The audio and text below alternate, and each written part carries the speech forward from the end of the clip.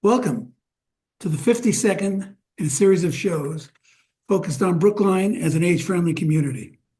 In 2012, Brookline was named the first New England community to be named an age-friendly city by the World Health Organization of the United Nations. Last year, AARP also designated Brookline one of its age-friendly cities.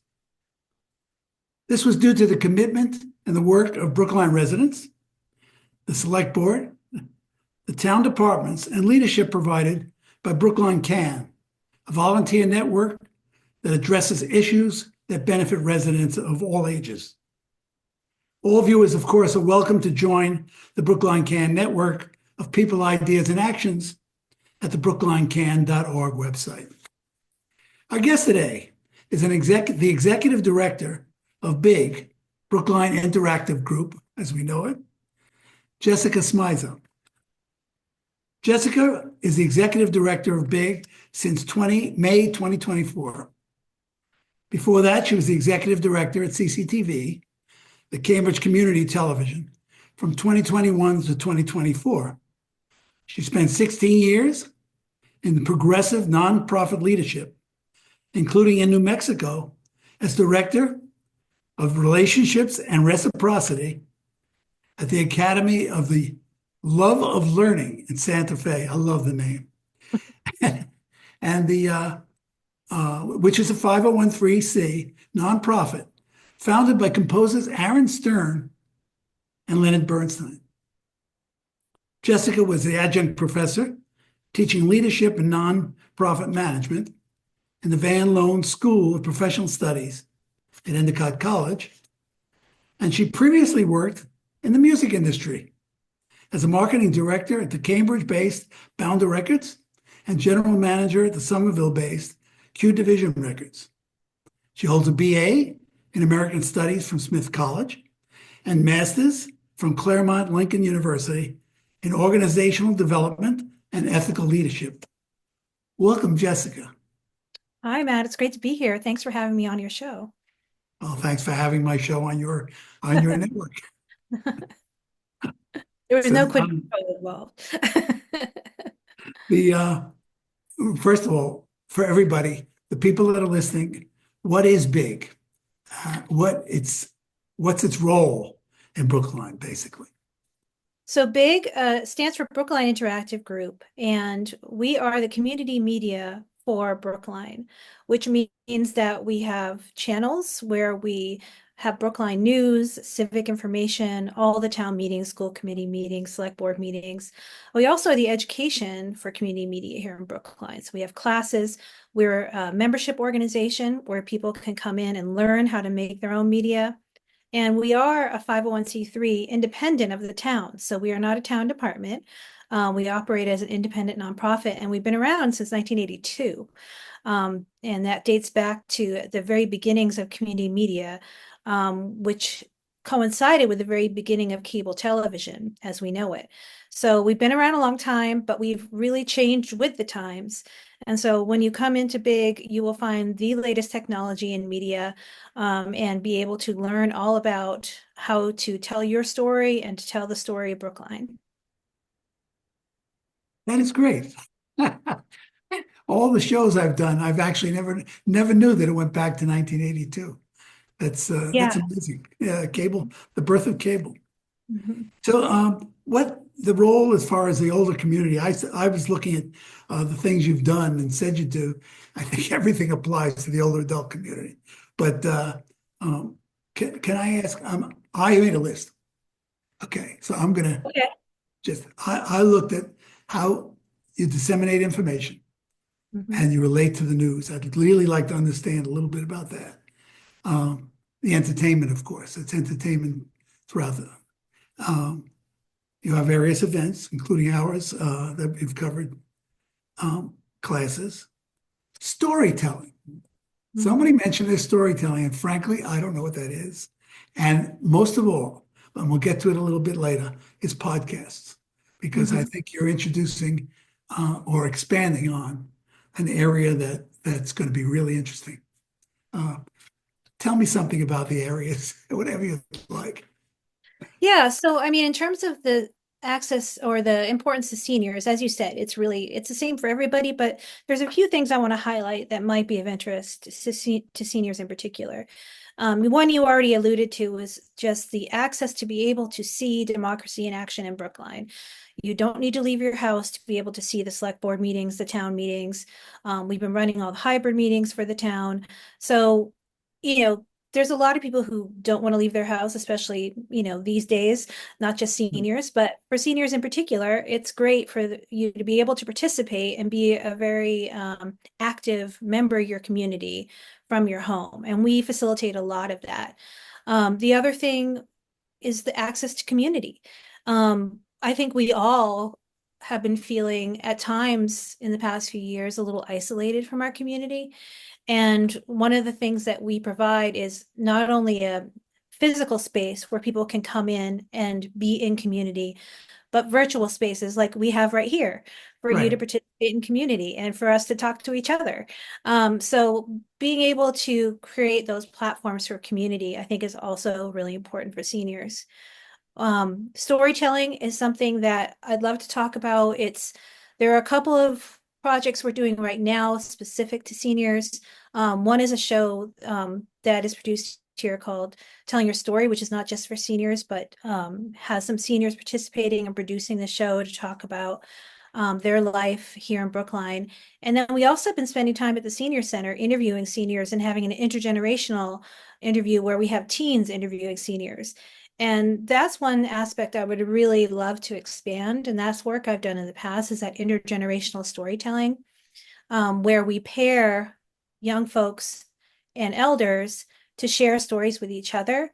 And often when people think about it, they're like, oh, that's sweet. The kids get to learn from the adults. But actually, what ends up happening is they end up sharing with each other and they learn from each other and they develop relationships and um, projects that they do together and often just become friends and connected in ways that maybe they even didn't expect. So I would love to do more of that intergenerational storytelling, which we're already doing a little bit, but that's something I would really like to expand upon. Oh, I really agree with that. I've seen some examples, and everything I've seen, I've had some experience during COVID with Mhm. a teenager that called me, and I was down just now recently in Florida with the Mets baseball team. Pardon the expression, and the and there was an elderly man in the hotel we were in, sitting there, surrounded by teenagers, early 20s, all, and he was telling his story, Mhm. baseball, telling his story. He was there for over an hour. They just sat there, started talking and wouldn't stop, and the back and forth, back and forth. And he asked each of them, they told him what they were doing. They asked him questions. Uh, and I was thinking when I watched that, this is great. And it wasn't planned. It just, Yeah. it broke out and I'm with it. I think it's a Yeah, great. I mean, I think sometimes we have the opportunity within our families to do that, but there's not that many places, whether it's Brooklyn or anywhere else, where generations actually mix and mingle enough so you could see something like that where people could have a conversation. So yeah, we'd love to be a place that creates those kind of connections for sure. Great. That's the storytelling. I think is really a great idea because um, well, would you do that remotely? Would you do that? It really can be done remotely. Yeah. One of the things we'll talk about is the podcast room allows us though to do that very easily. Just, flip a switch, in the studio, where people can sit across from each other and tell stories. But yes, we can also do it remotely if there are concerns, about, you know, as we come into cold and flu season, for example. We're just getting out of it. But yeah, we'd love to be able to meet people where they are too, and make as many connections as we can in person, while we can. So as far as information coming out and news, et cetera, and announcements and various news items. I know there's TV on TV. I've seen Tommy Vitolo. I've seen various incidental programs. Is there any regular that I'm not aware of? Any regular news capability for Big? Well, besides TV on TV, which is sort of, sort of a news, definitely informational, our podcast studio is starting to produce a podcast version of Brookline.news, which is the local news that's been coming out. So we're going to, Absolutely, they're great. Yeah. yeah, so stay tuned for that in the next few weeks. We recorded the first episode, and we're going to start trying to do that. Sam's going to come in, who's the editor, and be interviewed by different people, and he's going to interview other people and just do the headlines. So we're going to have a podcast version, an audio version of Brookline News, which I think will be really, really great, and people I will think really, that would be wonderful, actually. yeah. And outside of that, really, we're inviting folks to come in. We're a membership organization. And so if you join, and just as you all do, you decide you had an idea for a show and you produce it and you put it on, and we're a platform that supports people coming in to advocate and talk about the news that's of interest to them. So if people have particular interests, whether it's in sports or in local affairs or civic, there was someone who was interested in doing something about the charter, the town charter. If people have a particular interest, I remember in Cambridge, we had a guy who his particular interest was he didn't like that you couldn't smoke in restaurants. So he did a whole show about it. So if you have some kind of topic that you want to expand upon and do a show, we're here to support you. Oh, good. Do you have the opponent in each case too? Yeah, support that equal time. Equal time, right? That's great. Podcasts. I'm going to admit something. Hmm. I have not much listened to podcasts Hmm. or watched. I know people who my age and not, yes, who constantly listen and they love it and they find it extremely informative. Tell me what a podcast is, how it works, and how it will work here at Big, or it does work. Yeah, so it works. We've opened our podcast studio. We've got people coming in and recording now. We just opened it, well, really only 2 weeks ago. We finished the painting. But about a month ago, we started recording some podcasts, but now it looks really good and we're really excited about it. So podcasts, well, they started out really as being audio versions of either news or information. A lot of podcasts now also have a video component, which sort of muddies the waters a little bit. But basically, podcasts are meant to be a way for people to receive news and information via their headphones, via audio. And the difference between that and, say, a television show is often these conversations tend to be a little bit more intimate, a little bit more direct, and sometimes a little bit more casual. So where you watch the news and there'll be a news reader or, what we would call an anchor, on a podcast, it's more like a conversation. So it's usually people interviewing each other or a group. And I think that people have really embraced the podcast format for a couple of reasons. Because I mean, radio has been around for a long time, and broadcast news has been around for a long time. What differentiates podcasting? I think that when people, especially now, are listening on their headphones, there is a kind of intimacy to that kind of connection to the people who are talking on the podcast, that really appeals to people. And it's a really great way to, as you're going about your day, whether you're riding on the T or you're taking a walk in your neighborhood, for you to listen to either a story or some news or a conversation between folks who are interesting and have a lot to say. So I think as you walk around, you see people with their headphones on. More often than not, they're not listening to music; they're listening to a podcast. So it's become a very popular way for people to connect into their community and to get information. And one of the things that, I've noticed is that as we are in this media landscape that is very fractured. So I'm going to take a wild guess, Matt, and guess that you are not on TikTok. So I'll use that as an example of a way of getting content that is primarily for younger folks, like, or has been traditionally. And then CBS Morning News is primarily for the older folks. One of the things that I really like about podcasting is we get people in here who are 12 years old, 16 years old, 40 years old, 60 years old, 80 years old, who all listen to podcasts, who are all really interested in podcasting. So it's interesting to me that this is a format that seems to appeal across a lot of just different generations. Yeah, I think that's true. I mean, from what I've heard, I can't think all generations. All Mhm. the thing. What's the difference as far as is it under the same rules as a show that you put out, for instance, a nonprofit show, or is it somehow different?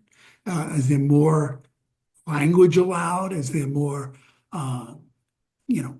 Is there a difference in what controls, what the background is, what the Yes, control is? yes, there is a bit difference because the primary difference is distribution. So the shows that we do, like yours, in a video format, air on our cable channels, which are regulated by the FCC, which have a certain length. They have to be, in the either this half hour or hour format. So you have to end after 24 minutes.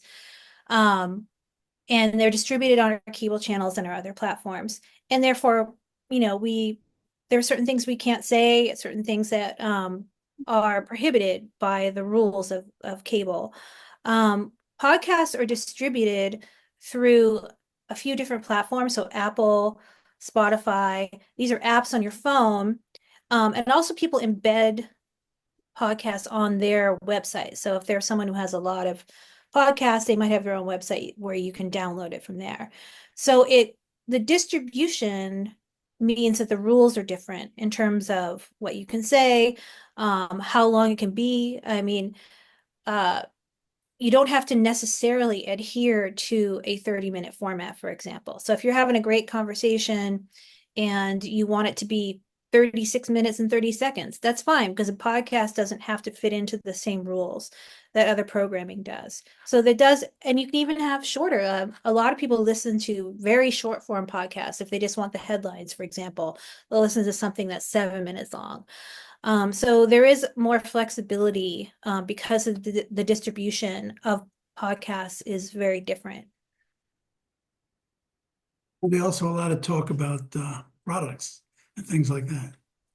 A lot of talk about, sorry, I didn't hear you. Products, for instance, if it's a Right. local store, could a podcast be someone from a local store that's almost an ad, but not? It's really interesting. People want to know Well, about it.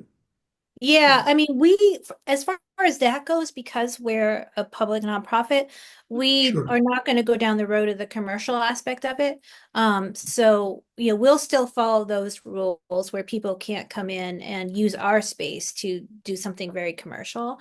Great. Um, but that's just because of who we are. But Right. if someone you hit the nail on the head where a lot of podcasts actually survive by having actual ads for mattresses or whatever it is. That's how they make their revenue. For us, because we don't do commercial work here, and that is not where we get our revenue, our podcast will be commercial free. We talk about revenue. Sure. I love talking about revenue. I know there's changes with COVID. There was money various ways, and there's Mhm. various different sources. And I know that you've been looking for contributions because you certainly do, of course. But Mhm. can you tell us the situation? Yeah. So, COVID, of course, impacted everything, but it's hard to know whether COVID has impacted our, sort of primary revenue challenge, which is the drop in cable subscriptions. I mean, it may be that COVID exacerbated it because the rise of streaming channels came along and people like to stream things, whether it's on Hulu or Netflix. But our primary challenge is that going back to 1982, like I mentioned, when Okay. community media started, there was a rule put in place that cable providers, and they all had different names back then. They weren't called Comcast then, they were called something else. Yeah, But right. but nevertheless, all the cable providers needed to obtain a right of way from the town or city, whatever municipality, in order to run their cable. And in exchange, they had to pay what is called a franchise fee to the town, a municipality, in order to actually use the resources of the municipality to run their cable. And back then, there was a rule that said that a percentage of that money from cable subscriptions should benefit the community in some way, since you're using the public streets, poles, whatever, to get the cable to people's houses, that there should be some public benefit that comes from that. Absolutely. Right. Yeah, which is a wonderful thing. Now, the fatal flaw in all of this ruling, which worked wonderfully for years and years, is it only applies to cable subscriptions. It doesn't apply to whether you get internet from that same cable or streaming services from that same cable. So, community media revenue has been, since back in the 80s, tied to how many people subscribe for cable in any Which given year. is going way down. Right. So, just I an mean, I example. read the news. Right, exactly. So just for an example, back in 2016, which was already at the beginning of a decline, Brookline had 16,000 Comcast subscribers. And then fast forward to 2023, there were only 7,600. Wow. So that's a 50%, more than Yeah. 50% Yeah. drop in cable subscriptions, which directly impacts the amount of money that's coming in to the town and getting passed through to us to do this community media work.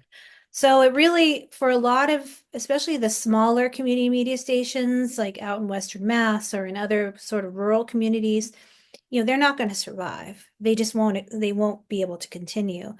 For us and for some of the bigger stations in more like a urban area or places where there's more opportunity, our job right now is to diversify our revenue. We are a 501(c)(3), so we need to ask the community to support us through donations and through grants. We need to look at different ways that we can actually do fee for service, help other organizations or nonprofits create videos or podcasts, but do it for a fee. We need to Right. increase our membership, and have people coming in and paying for their membership more. So our job right now is to try and make up that gap that is, coming from that big decline in cable subscribers. Right. That's why you're here. That's why I'm here. Yep.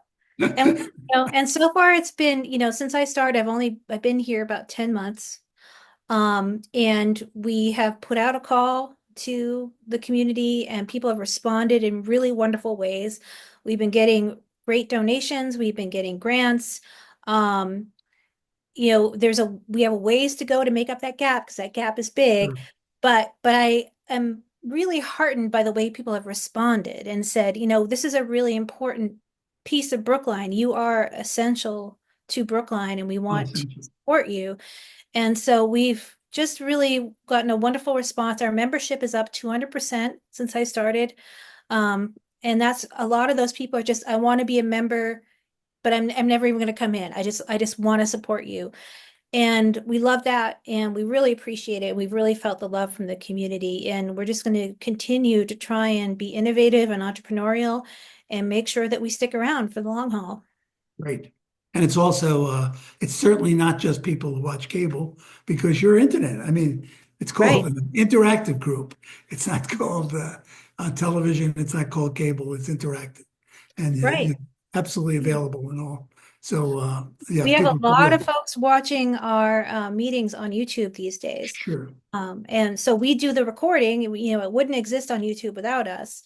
But that's one of the platforms that's really growing for Yeah, us. most people watch this program on YouTube, actually, Mhm. I'm sure. Well, both ways, but to be fair, but Mhm. um, okay. One other question.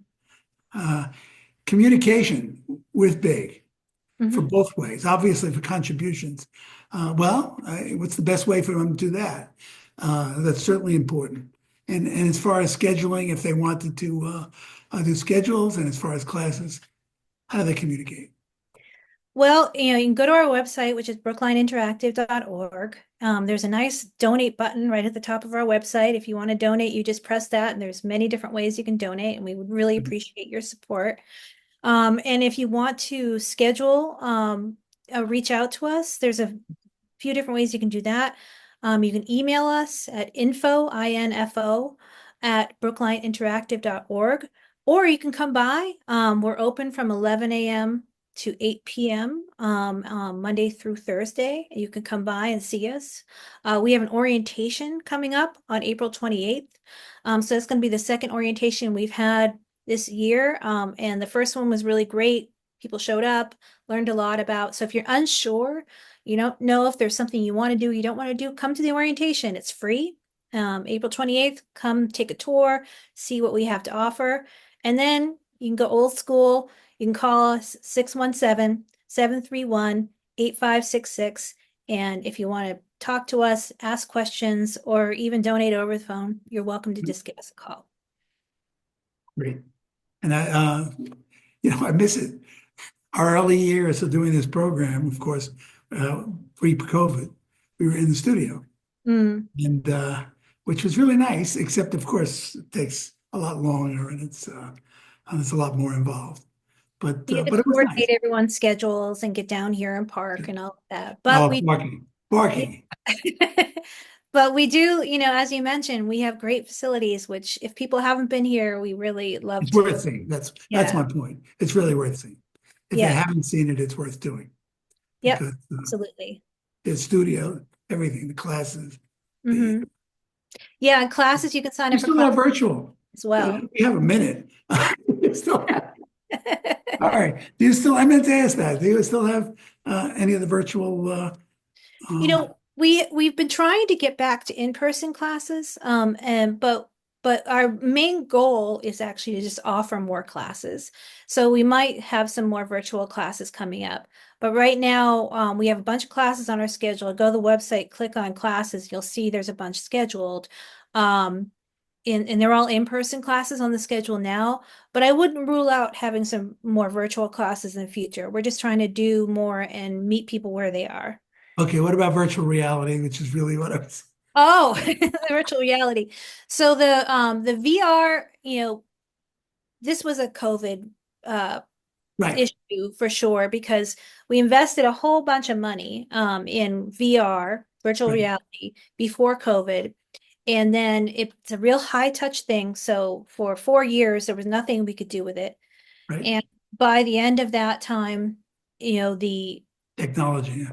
the technology was completely outdated. So we have to make a decision about whether we can invest in that. Right now, given our financial situation, it's not something we can reinvest in. So what we did was actually we've been working with the Brookline Teen Center, and we actually they now have our virtual reality equipment.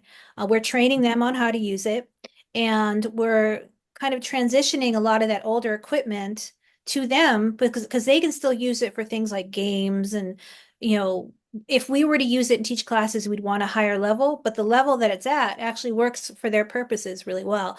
So we've actually worked with them, and they're doing more VR over there, and the kids really like it, and so it's worked out. Great. Well, we're actually at the end.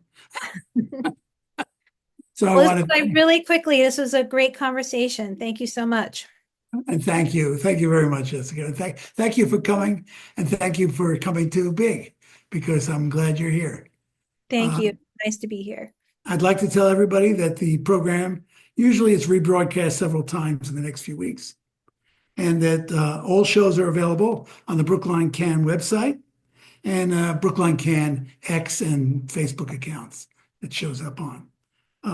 Thanks for watching. Take care and be safe.